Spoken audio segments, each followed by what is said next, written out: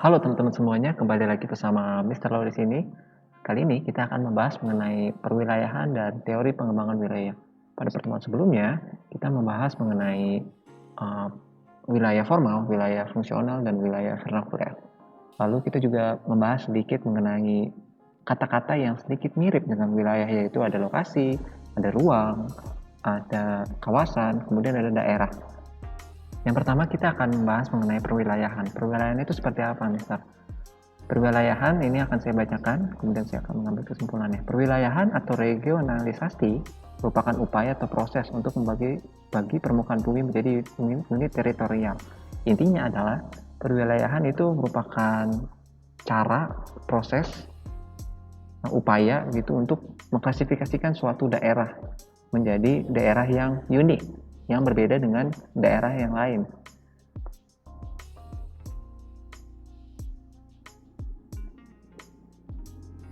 Di sini ada generalisasi wilayah. Untuk generalisasi wilayah merupakan pembagian wilayah berdasarkan ciri utamanya atau ciri yang homogen yang memang ingin ditonjolkan seperti itu. Contohnya itu ada wilayah formal kan banyak yang bisa ditonjolkan seperti wilayah berdasarkan fisiknya atau berdasarkan non fisiknya atau sosialnya. Contohnya wilayah pegunungan, wilayah pantai, atau misalkan non fisiknya itu kemarin kita bahas mengenai budayanya atau sosialnya gitu untuk generalisasi wilayah. Lalu ada delimitasi wilayah. Untuk delimitasi wilayah merupakan pembatasan wilayah berdasarkan dua, yaitu kuantitatif dan kualitatif. Untuk yang kuantitatif itu di sini yang di bawah itu saya mengambil contoh klimatologis dan pendidikan. Untuk klimatologis contohnya nih ya, kan di wilayah Indonesia itu secara kalau kalian lihat pakai data satelit atau Google Maps gitu aja ya, itu nggak akan terlihat daerah mana yang memiliki curah hujan yang rendah, daerah mana yang memiliki curah hujan yang tinggi. Tapi data tersebut itu bisa kita tampilkan berdasarkan pengambilan data yang dari lapangan gitu. Jadi nggak bisa kita langsung menerka dari Google Maps bahwasanya daerah tersebut memiliki curah hujan sekian, daerah Jawa misalkan memiliki curah hujan yang sekian, daerah Nusa Tenggara sekian gitu, nggak bisa. Jadi harus ada data yang konkret gitu. Lalu di sini saya juga mengambil contoh pendidikan. Contohnya misalkan kalian ingin mencari tahu daerah di Panongan aja itu tingkat pendidikannya sudah sebaik apa gitu, seberapa banyak manusia yang sudah sarjana kayak gitu. Itu bisa diambil contohnya itu dari data-data desa yang ada di desa-desa yang ada di Panongan gitu. Nggak bisa dilihat dari satelit, si orang ini nih kayaknya sarjana deh, itu nggak bisa kan. Itu harus dicari tahu sendiri gitu datanya dari desa-desa terkait yang ada di Panongan gitu contohnya. Lalu di sini ada delimitasi kualitatif. Untuk delimitasi kualitatif itu contohnya seperti yang kalian buat. Saya kemarin minta kalian untuk buat salah satu areal gitu menggunakan My Maps pemukiman. Nah, itu salah satu contoh delimitasi kualitatif karena di sini kalian menggunakan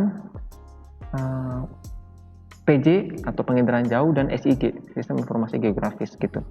Kalian menganalisa nih, ini daerah pemukiman, kalian nggak mark daerah tersebut. Nah, itu masuk ke dalam delimitasi kualitatif. Jadi intinya adalah si perwilayahan ini merupakan prosesnya gitu ya teman-teman.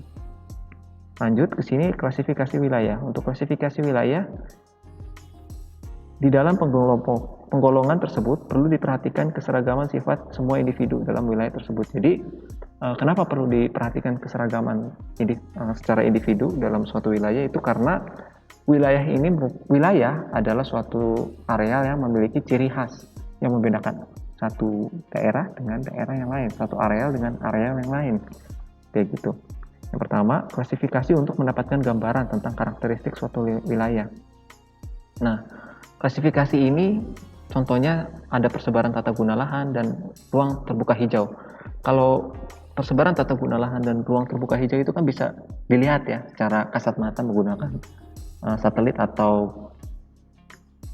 Google Maps seperti itu bisa terlihat gitu. Secara fisik itu bisa terlihat RTH, ruang terbuka hijau ataupun persebaran tata guna lahan. Misalkan ada wilayah industri Cikupamas loh, ada wilayah industri Millennium loh, itu kan terlihat ya secara fisik gitu, penataan wilayahnya gitu.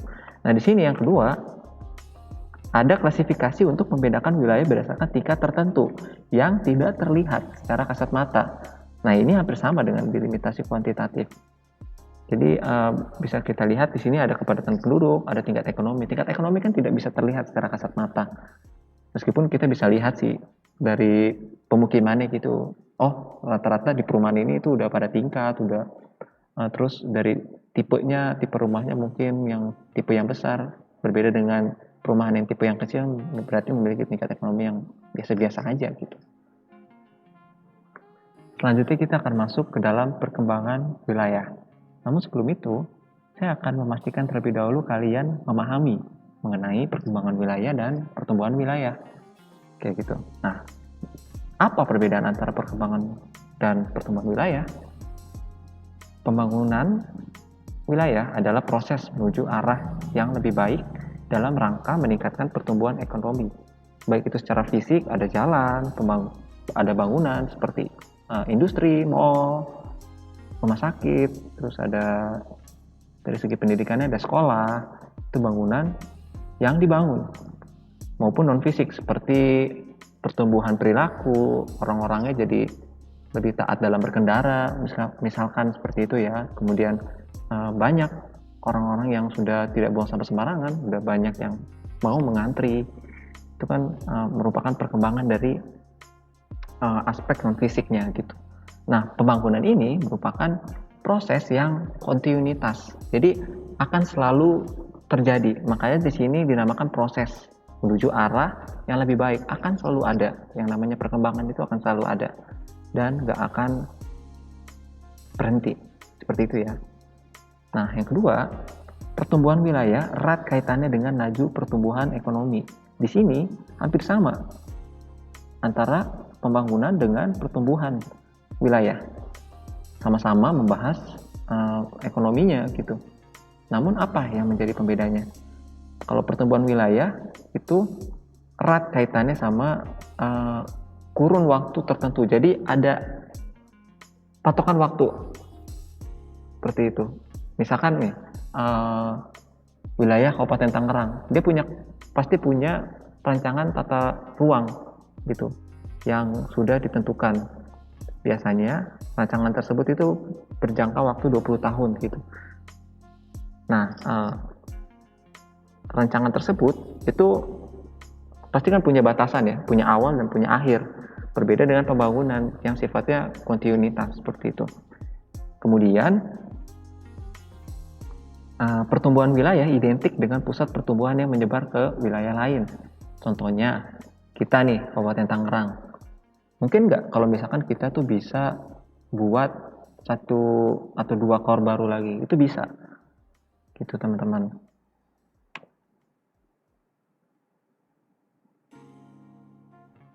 Nah, Mr. Lau saat ini akan fokus ke pembangunan wilayah terlebih dahulu ya. Pembangunan wilayah memiliki makna berarti sebuah proses, cara, atau perbuatan yang berkaitan dengan perubahan. Pembangunan nasional adalah upaya yang dilaksanakan oleh semua komponen bangsa dalam rangka mencapai tujuan bersama. Jadi, dalam pembangunan wilayah itu harus adanya kerjasama antar segala stakeholder atau pemilik kepentingan, baik itu masyarakat, pemerintah, dan pembuat regulasi. Itu ada, kalian mungkin sudah mengenal ya, ada legislatif, ada eksekutif, kayak gitu, ada yudikatif. Semuanya harus berkesinambungan dalam membangun sebuah wilayah. Nah, di sini saya akan menjelaskan tentang teori lokasi. Teori lokasi ini sebagai dasar perlunya pembangunan wilayah. Salah satu teori yang mendasari perlunya pembangunan berbasis wilayah adalah teori lokasi. Teori lokasi terbentuk karena letak dan persebaran sumber daya dipengaruhi oleh posisi geografi yang unik. Nah, teori lokasi ini kenapa kita akhirnya datang lagi ke lokasi lagi.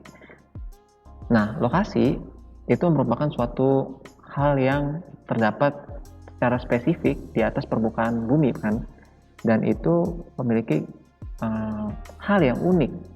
Itu dalam sebuah lokasi tertentu pasti punya hal yang unik dengan lokasi yang lain, itu pasti ada perbedaannya.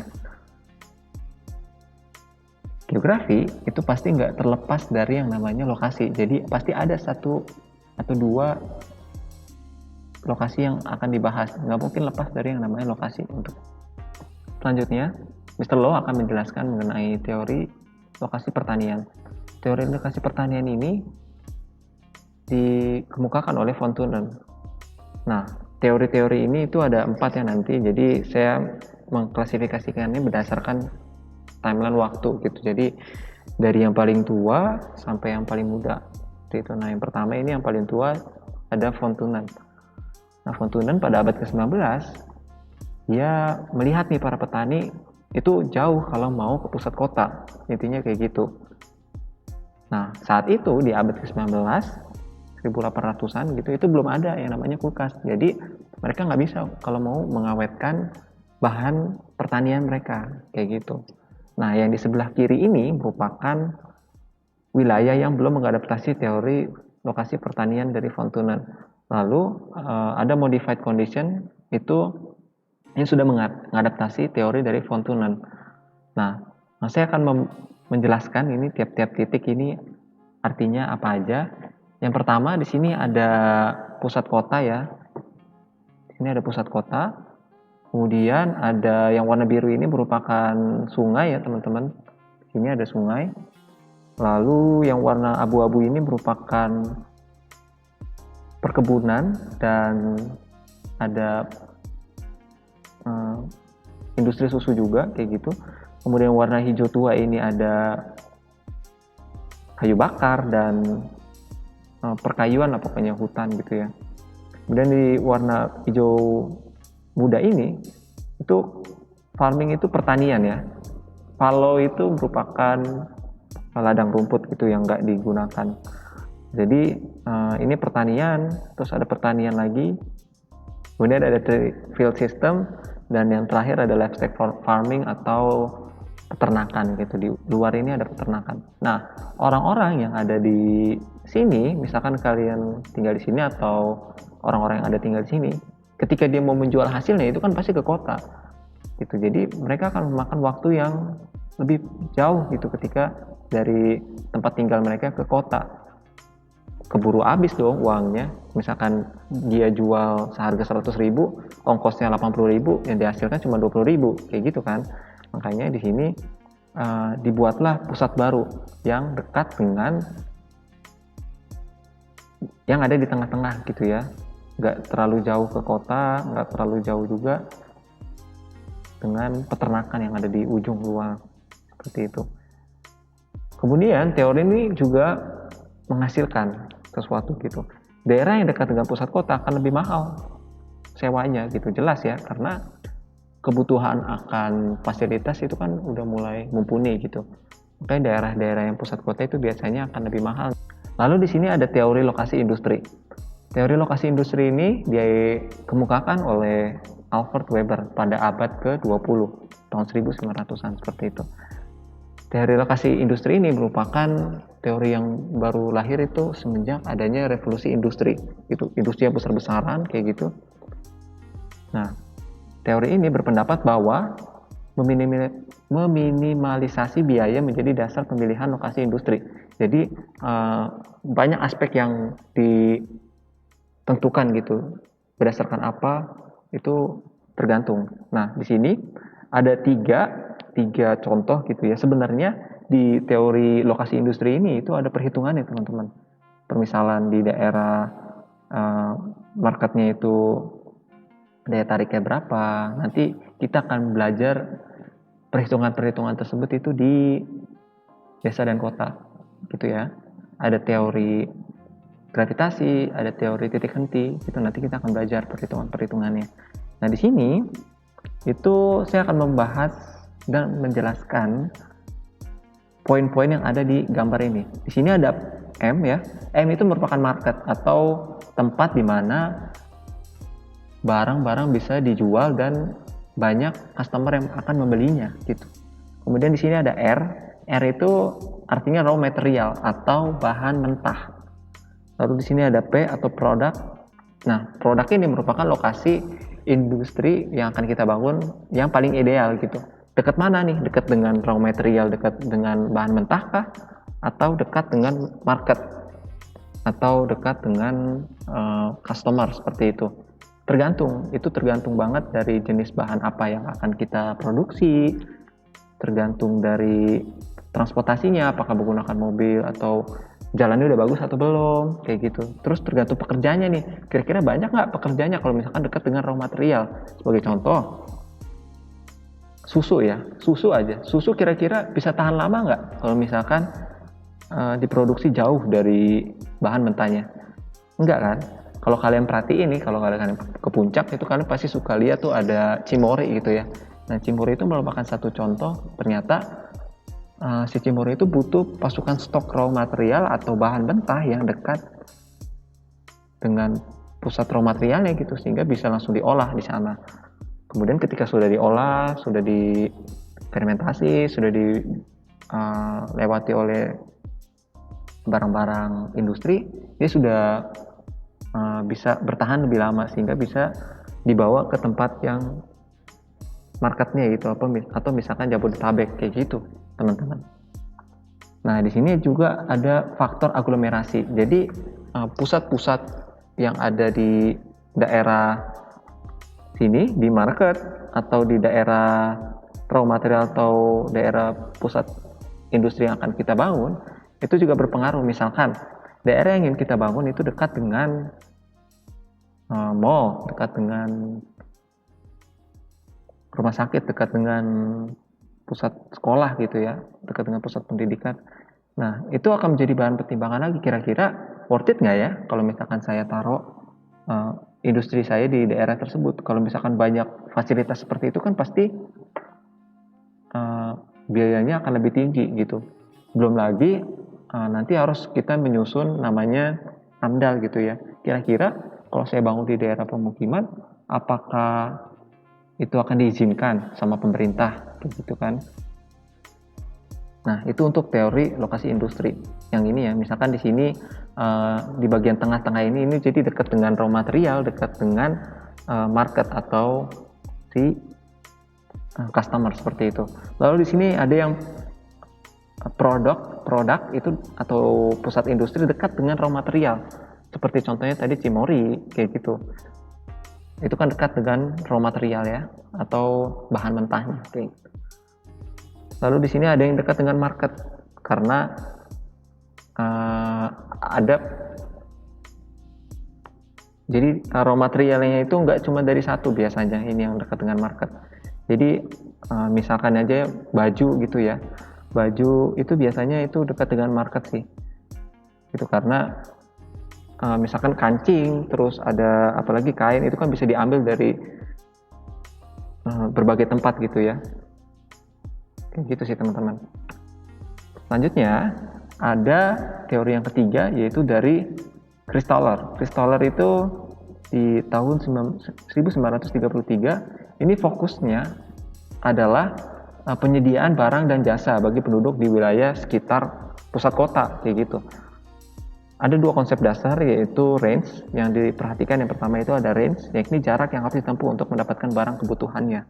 Lalu kemudian kedua ada threshold atau ambang, yaitu jumlah populasi minuman yang dibutuhkan agar persediaan barang dan jasa dapat berjalan lancar. Nah, di teori Christaller ini dilihat dulu nih, intinya dapat mencukupi nggak barang dan jasa kepada seluruh wilayah yang ada di daerah tersebut. Misalkan sebut sajalah Kabupaten Tangerang misalkan ya. Kabupaten Tangerang ini pasti pusat pemerintahan itu harus ada di tengah. Idealnya gitu menurut si Christaller ini. Pusat pemerintahan ada di tengah karena cakupannya itu bisa jauh gitu. Jadi di sini ini kurang satu sih. Jadi untuk cut K3 itu yang paling dekat di sini, yang third rank, central place yang third rank. Ini anggap aja yang titik putih kecil ini itu merupakan pasar, teman-teman. Pasar itu kan harus dekat dengan pemukiman atau dekat dengan semua lapisan masyarakat ya, karena dibutuhkan oleh banyak orang gitu. Baik itu kebutuhan pangannya, kebutuhan sandangnya, kayak gitu. Ini harus dekat dengan berbagai golongan kayak gitu ya. Kemudian ada yang titik yang agak tebal di sini yang second rank, itu biasanya merupakan jalan transportasi ya. Jalan transportasi maksudnya gini, kalau misalkan kalian perhatikan, kalau kalian mau keluar kota nih dari mana? Dari Tangerang, kita lewatin Pantura, kita mau ke Semarang misalkan. Nah, ketika kita mau ke Semarang, kita kan nggak ngelewati pusat kota, bener nggak? Kita nggak ngelewatin pusat kota, kita ngelewatin ring road atau jalan yang ada di luar dari pusat kota gitu. Kalau kita lewat pusat kota, otomatis bakal macet kan, makanya seperti diputar gitu ya, di keliling kota tersebut itu ada ring road biasanya. Jadi jalan untuk orang yang hanya ingin melewati aja tapi nggak singgah di kota tersebut kayak gitu. Itu yang second rank. Lalu yang first rank itu merupakan pusat kota itu sendiri kayak gitu. Misalkan pusat pemerintahan itu kalau jauh itu nggak apa-apa gitu. Nah, lucunya adalah Jakarta itu terdapat tidak di pusat dari Indonesia, makanya saat ini pemerintah memindahkan pusat administratif Indonesia itu ke Kalimantan supaya berada di tengah gitu, tercakup oleh wilayah-wilayah di sekelilingnya seperti itu. Lalu yang terakhir itu ada teori kutub pertumbuhan atau growth pole. Menurut Perroux tahun 1955 mengatakan bahwa pembangunan tidak terjadi secara serentak, tapi muncul di tempat-tempat tertentu dengan intensitas. Hal ini dikarenakan adanya perkembangan industri di lokasi tersebut atau dinamakan aglomerasi. Nah, contoh aglomerasi yang lain itu contohnya ada Millennium. Millennium itu kan pusat industri ya. Nah, itu merupakan salah satu contoh aglomerasi, pengelompokan, sehingga ketika ada 1-2 masalah itu gampang diatasi. Yang pertama, yang kedua itu sudah lolos dari SOP AMDAL ya, analisis mengenai dampak lingkungan gitu, karena jauh dari pemukiman. Idealnya sih seperti itu. Lalu ada Cikupamas juga, tapi ternyata setelah kita pantau menggunakan Google My Maps kan tetap aja ada yang tinggal di dekat daerah industri tersebut gitu kan. Nah, lokasi-lokasi itu menjadi kutub atau pusat pertumbuhan yang mempunyai kekuatan untuk menularkan ekonomi ke daerah sekitarnya. Contohnya ini ya, awal mulanya itu pusat industri itu hanya ada di sini, kemudian teraglomerasi menjadi kawasan industri seperti itu, tapi lambat laun pasti dia akan menyebarkan industri-industrinya kayak gitu. Lalu di sini akan muncul gitu ya, pusat-pusat baru yang dari hasil pusat utama industri gitu ya. Contohnya di sini nggak terkonotasi industri berat gitu ya yang terbayangkan gitu, nggak juga. Industri makanan juga seperti itu. Kalau misalkan kalian buka cabang di satu titik, pasti di titik itu misalkan ya ayam geprek aja deh. Ayam geprek nih pertama yang buat siapa? Di satu titik. Kemudian dia buat cabang-cabang di tempat yang lain. Pasti di cabang-cabang tempat yang lain dan di tempat titik dia ada juga yang buat ayam geprek dengan rasa yang bervarian atau berbeda. Misalkan rasa cacing goreng atau dan lain sebagainya, itu bebas ya, variatif gitu ya. Nah, itu merupakan hal tersebut itu sudah dibahas gitu di teori kutub pertumbuhan oleh Perroux. Nah, hal tersebut itu mengakibatkan dua hal yang positif dan negatif. Untuk yang positif atau trickling down itu akan menyebabkan banyaknya lapangan pekerjaan, ragam pekerjaan kayak gitu ya.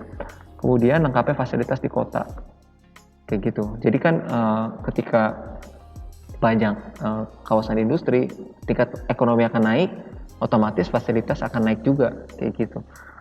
Negatifnya adalah orang-orang yang ada di desa itu akan banyak berangkat ke kota, sehingga orang-orang yang ada di desa itu orang-orang yang tua gitu ya, karena orang-orang mudanya itu sudah berangkat ke kota meninggalkan desa atau tempat tinggalnya gitu. Jadi untuk berkembang itu akan sulit, seperti itu teman-teman.